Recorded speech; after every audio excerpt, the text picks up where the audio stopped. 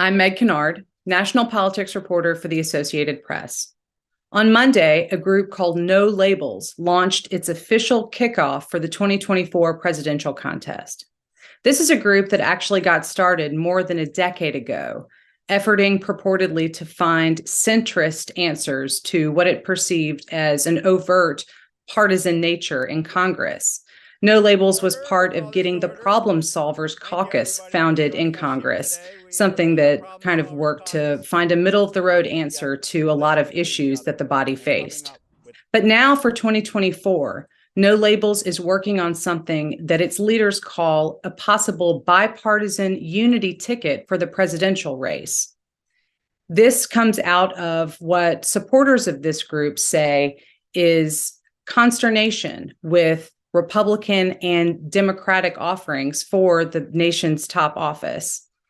But actually putting forth a ticket for the presidency is something that No Labels says it will only do if the nominees for the Republican Party and the Democratic Party are what it considers to be, quote, unreasonably divisive.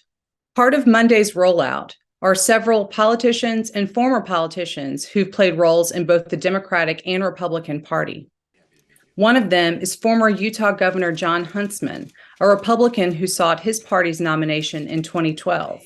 There's also West Virginia Senator Joe Manchin, a centrist Democrat who oftentimes opposes his own party's policy objectives in the Senate and has voted with Republicans on a number of issues.